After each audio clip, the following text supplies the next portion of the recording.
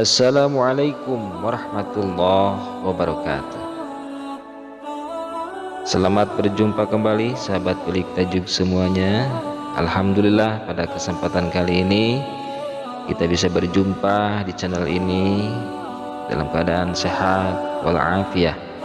Mudah-mudahan kita senantiasa diberikan karunia oleh Allah Subhanahu wa taala rezeki yang halal dan thayyibah. Mudah-mudahan keberkahan ada dalam diri kita semua. Amin ya Allah ya Rabbal alamin. Apabila kita menengok ke belakang tentang sejarah di masa kejayaan Islam, terutama ada beberapa daulah Islamiyah atau beberapa kekaisaran Islam yang memimpin dari masa ke masa, mulai dari Bani Umayyah, Bani Abbasiyah, dan terakhir merupakan kekaisaran Turki Utsmani, yang mana kekaisaran Turki Utsmani ini atau disebut dengan Ottoman dalam bahasa Inggris berhasil mencatatkan sejarah besar, yaitu dengan menaklukkan kota Konstantinopel pada tahun 1453. Kota Konstantinopel adalah sebuah kekaisaran Bizantium atau Romawi yang dikelilingi oleh tembok yang sangat panjang, tembok yang sangat kokoh, berbagai lapis yang pada masa itu tidak mungkin orang atau tentara atau negara bisa untuk menembusnya untuk menaklukkan Konstantinopel. Berkaitan dengan hal tersebut, Rasulullah Shallallahu Alaihi Wasallam telah bersabda, pada suatu saat nanti kota Konstantinopel ini akan bisa dikalahkan atau bisa direbut, yang artinya pada waktu itu sebaik-baiknya pemimpin adalah pemimpin yang bisa merebut Konstantinopel, dan sebaik-baiknya tentara adalah tentara yang bisa merebut kota Konstantinopel. Nah, ini merupakan pelajaran dan merupakan juga dorongan bahwa Rasulullah Shallallahu Alaihi Wasallam telah mengutarakan bahwa memang suatu saat Konstantinopel itu akan jatuh ke tangan umat Islam, sehingga para penerus, para pemimpin Islam pada waktu itu berkeyakinan dapat mewujudkan apa yang diutarakan oleh Rasulullah Shallallahu Alaihi Wasallam. Pada hal ini, kekaisaran Turki Utsmani yang dipimpin oleh Muhammad Al-Fatih atau disebut juga Sultan Mehmed II dengan masih muda, dengan jiwa yang bergelora dan berkeyakinan bisa mengalahkan kekaisaran Romawi Timur, yaitu Konstantinopel. Nah, Konstantinopel ini merupakan sebuah kota yang paling penting di dunia pada abad pertengahan. Karena apa? Karena letak strategisnya dalam perekonomian maupun politik dunia. Bahkan Konstantinopel yang terletak di antara dua benua, yaitu benua Asia dan benua Eropa, serta di belah selat Bosporus, juga menjadi ibu kota Bizantium Romawi Timur sejak tahun 324 Masehi sampai awal abad ke-15 Masehi. Perkirakan kekuasaan Romawi itu ratusan tahun. Maka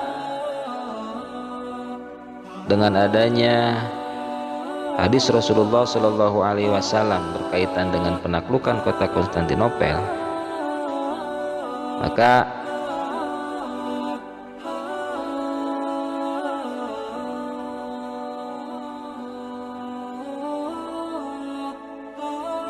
dengan adanya hadis Rasulullah Shallallahu Alaihi Wasallam berkaitan dengan penaklukan kota Konstantinopel, konon ketika Nabi Shallallahu Alaihi Wasallam membelah batu, kemudian ada percikan lalu menyampaikan suatu saat nanti Romawi akan kalah. Imbuhnya kemudian sejak zaman Khulafaur Rasyidin, para penerus Nabi seperti Daulah Umayyah, Daulah Abbasiyah, dinasti Mamalik, dan termasuk Mehmed II, semua berambisi menaklukkan Romawi, dalam hal ini Konstantinopel. Tetapi itu baru tercapai pada masa kekuasaan Turki Utsmani, yaitu pada masa pemerintahan Muhammad Al-Fatih atau Mehmed II.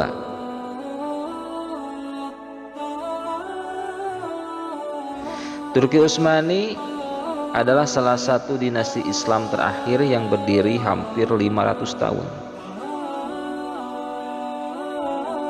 Sama lamanya dengan Kekaisaran Romawi Timur yang ditaklukkan. Bentuk kekuasaan Islam terakhir dalam bentuk kerajaan atau monarki daulah ini adalah Daulah Utsmaniyah atau Ottoman Empire yang sering disebut dengan bahasa Inggris. Maka Muhammad Al-Fatih atau Sultan Mehmed II ini sangat berambisi untuk menaklukkan kota Konstantinopel, sehingga beberapa upaya, beberapa persiapan dilakukan. Sebagai salah satu upaya yang dilakukan adalah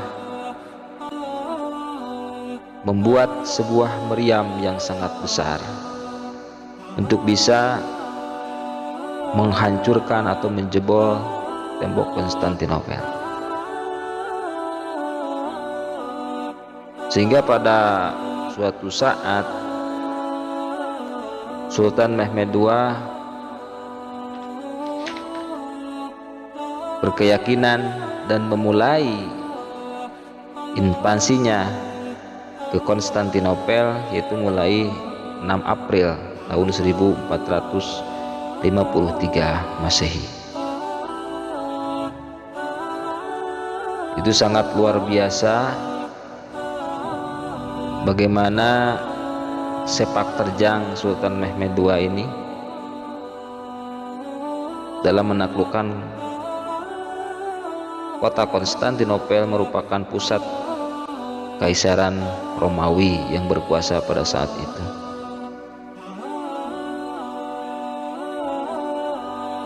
Nah, dimulailah ekspansi ke Kekaisaran Romawi, yaitu melalui penaklukan kota Konstantinopel.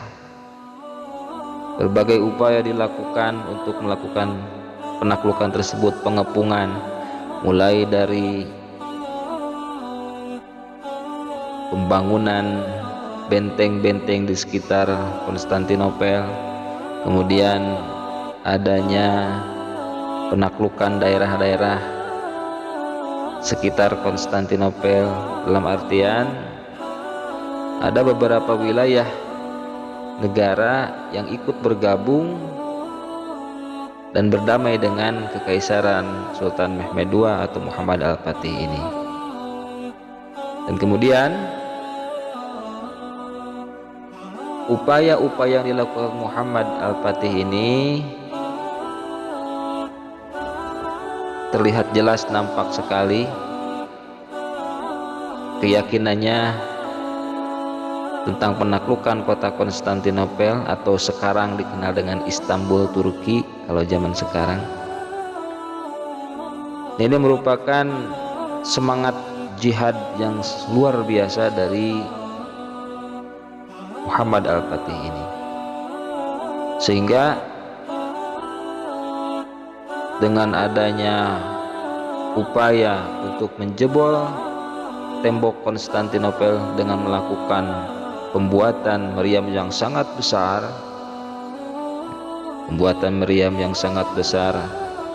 yaitu ada ahli senjata dari orang luar Islam, yaitu dari kalangan Kristen, yaitu bernama Urban, adalah ahli senjata yang bisa membuat sekelas meriam yang sangat besar.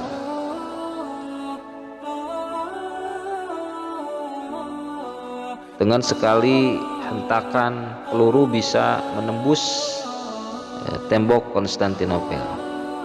Tapi ternyata upaya tersebut memang belum cukup membuahkan hasil, karena memang penjagaan dari kota Konstantinopel atau benteng Konstantinopel ini sangat ketat. Memang tembok bisa hancur atau bisa berlubang, tapi delay untuk pemulihan meriam itu memerlukan waktu yang sangat lama, sehingga benteng dapat segera bisa diperbaiki, sehingga usaha untuk menjebol benteng pertahanan Konstantinopel ini belum bisa berhasil dengan sempurna. Yang kemudian Sultan Mehmed II berpikir bagaimana cara supaya selain dengan menembaknya dengan meriam, Sultan Mehmed II itu bisa memerintahkan kepada ahli untuk membuat lubang di bawah tanah untuk menggali.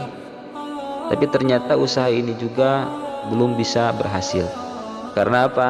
Karena ketika menggali tanah untuk menembus kota Konstantinopel ini bisa terdeteksi, yang akhirnya